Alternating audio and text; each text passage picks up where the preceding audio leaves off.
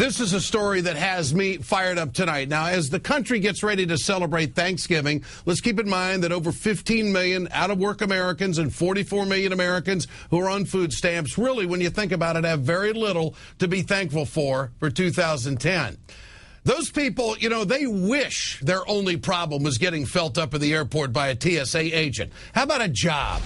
The millionaires in Congress are completely out of touch with the priorities of the American people. Here's multi-Republican millionaire Mitch McConnell. As Americans across the country prepare to celebrate Thanksgiving this coming week, we're reminded of the many blessings we enjoy as a nation. And we're also conscious this Thanksgiving of the many Americans who are struggling with serious hardships, including the many millions of Americans who are struggling to find work. It's time Congress got its priorities straight. It's time Congress focused on job creation, and that means preventing tax hikes. Time is running out, but it's not too late for both parties to work together and prevent this massive tax hike from going into effect. It's not too late to focus on the priorities of the American people. We should have only played about 20 seconds of that soundbite. What a fraud. Two things here. Number one, this is the biggest fallacy in this entire conversation, that if we extend the current legislation, it's just going to create jobs. This tax policy, they're just going to be falling from the opportunities, going to be falling from the sky. On the other hand, McConnell sits there acting so sincere, like he really cares about these Americans, when last week the Republicans stood in the way of extending the unemployment benefits. Why? Because they're so concerned about the budget. To hell with that. These are Americans who are suffering. Now, McConnell wants to block unemployment Americans from getting, think about it now, $300 a week. Can't allow that. But he thinks that giving millionaires $700 billion in tax breaks is going to be the answer to everybody's problems over the next 10 years. Where are the jobs? Billionaire Warren Buffett, he doesn't see it that way. This is what he said yesterday. The rich are always going to say that, you know, just give us more money and we'll go out and spend more and then it'll all trickle down to the rest of you. But that has not worked the last 10 years, and I hope the American public is catching on. Buffett is spot on. Some people are catching on. A group of wealthy Americans, they call themselves patriotic millionaires for fiscal strength. They are calling for an end to the Bush tax cuts for the rich. They put out a statement. The patriotic millionaires say, quote, "We are writing to urge you, Mr. President, to stand firm against those who would put politics ahead of their country. For fiscal health and our nation and the well-being of our fellow citizens, we ask that you allow tax cuts on incomes over $1 million to expire at the end of this year. As scheduled, we have done very well over the last several years. Now, during our nation's moment of need, we are eager to do our fair share. We don't need more tax cuts." So who's the patriot here, folks? Is it Mitch McConnell, Dr. Greedy, or is it these group of millionaires who drink the good wine, live the good life? They have the courage to step up. They know this isn't going to hurt them. The group also points out that only 375,000 Americans have incomes over $1 million a year. That's 0.12% of the entire population of the United States. They also go on to point out that 44% of the members of Congress are millionaires. The very people who make all the decisions when it comes to unemployment and decisions on food stamps have absolutely no idea what it's like to sit at a table at Thanksgiving when somebody doesn't have a job. Now, the millionaires are spot on. Over the last 30 years, look at the number. The richest 1% have seen their income go up 281%. Although McConnell and Boehner, they haven't put one thing on the table to help out the middle class or the working poor since the election, but they're talking a good game for the top 2%. Instead, they're playing politics with this tax cut issue. The president needs to tell Mitch and the Tan Man, the free ride has got to be over for the super rich in this country. When they get back to work next week, just lay it on the line. The tax rates need to go back to where they were when Bill Clinton was president, when they added 22 million jobs. And if the tax cuts for the top 2% expire, the millionaires in Congress, gosh, you know how it's going to hit them? They're going to have to shell out another 4%. That's it. And when you compare it to the sacrifice of past generations back in 1976, not long ago, the top marginal rate was 70%. Today, they pay half that much at 35%. So we can't move it to 39? The question comes up again. When Does the greed stop? Get your cell phones out. I want to know what you think. Tonight's text survey question is, do you think millionaires in Congress are completely out of touch with America? Text A for yes, text B for no to 622-639. We'll bring you the results later on in the show. Joining me now is Ohio Senator Sherrod Brown. Senator, good to have you with us tonight. Good, Ed. Just decidedly not one of those millionaires in the Senate, just so full disclosure to your audience. Okay, I appreciate that very much. I'd never thought you were out of touch, so you don't apply to the text question for sure. All right. Protecting the middle class and making sure that the wealthy pays more.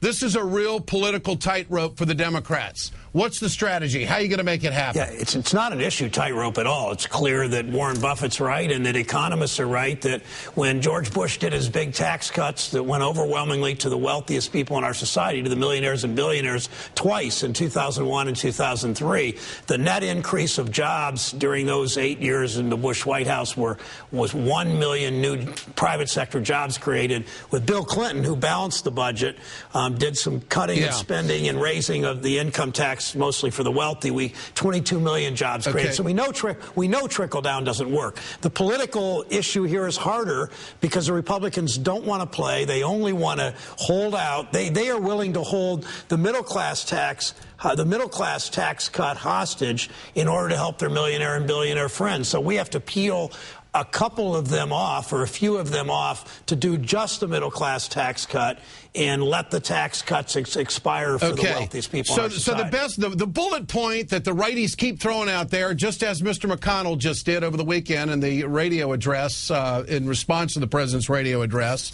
it's all for 1 million jobs. We should extend these tax cuts and keep this legislation in place because we might add another 1 million jobs over the next 8 years. I mean, if that's not serving up the big turkey for the Democrats, I don't know what is. But how are you going to get the 60 votes? Can the Democrats get the 60 votes to do this? Well, we got to show the guts to stick with it and vote time after time for only the middle class tax cut and let the other tax cut expire. And when they bring up the tax cut for the wealthy, we've got to all vote no. I mean, we've got to stick with it and show the country whose side are you on here. Something we didn't do in the election very well, show the country whose side are you on. I mean, listen, Ed, on this, basically what we're doing is Mitch McConnell saying, let's borrow $700 billion from China, give it to the richest 1%, and then charge it to our grandchildren to pay it off. I mean, what's good about that public policy? But, you know, Senator, I totally agree with you, but you still have to get those 60 votes. Do you think there'll be a few Republicans that will come over and not turn their back on the middle class? This is, in a sense, it's a real gamble for the Democrats. You either got the power, you got the votes, or you don't.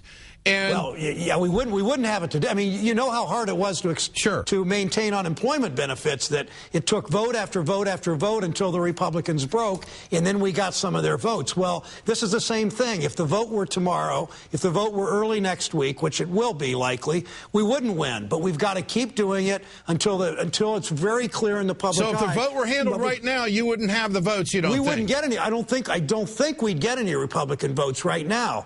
But I think if the votes over and over, if we do some all-night sessions, some bring the cots out, and sleep in the chamber, off the Senate floor, whatever we have to do to bring more attention to this, then we can start winning votes, because then some number of Republicans, most of them won't, but some of them will be embarrassed that all they're about is more tax cuts for the wealthy. I mean, the Republican answer to every question, Ed, as you know, public policy answer is give more tax cut to millionaires and billionaires. And clearly it doesn't work for our country. It hasn't. Senator, great to have you with us tonight. Sherrod Brown from Ohio. You bet. Thanks. For more on this, let's go to Katrina vanden Heuvel, editor of The Nation. Katrina, this is a big political play for the Democrats.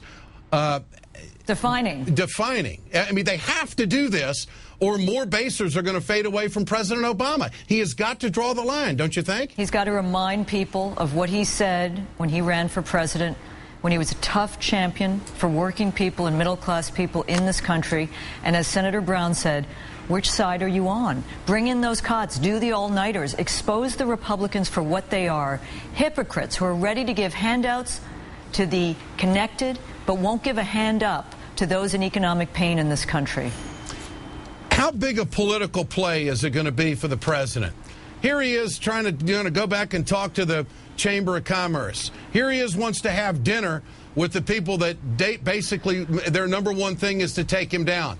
And the last thing I think they're going to do is cave in on these tax cuts. They'd rather write it themselves after the first of the year. Absolutely. I mean, and you mentioned the Chamber of Commerce. One thing that's going on here is, you know, they have invested in the Republican Party. I mean, you have millions of covert dollars streaming into the Republican Party to buy off those people who are putting politics ahead of their country. You mentioned earlier, Ed, this new group, Patriotic Millionaires for Fiscal Strength.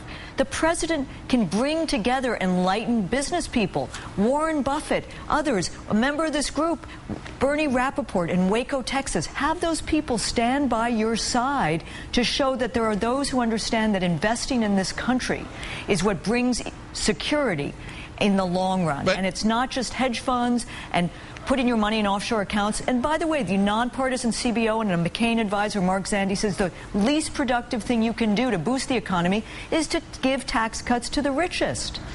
It amazes me. I mean, here's Sherrod Brown just saying that they held the vote tonight, the middle class would lose. The middle class has lost for the last 30, 40 years in this country, Ed. The income, 66% of the income has gone to the top 1% in the last 10 years. This is a moment for the Democrats to define who they are. They can do it if they stand tall, have spine, and understand that you got a Republican Party which is in hock to the richest and which is determined to destroy this presidency. So I think definitional moment, as I said at the beginning, and one that I think millions of people, and the polls are there, millions of people show they want to preserve middle-class tax cuts, but they understand the very richest don't need it. We need a fair share economy, not a tinkle-down economy, as my good friend Jim Hightower out in Texas says, because it has pissed on the working and middle-class people in this country for the last decades. Amen to that. Katrina, great to have you with us tonight. Thanks so much.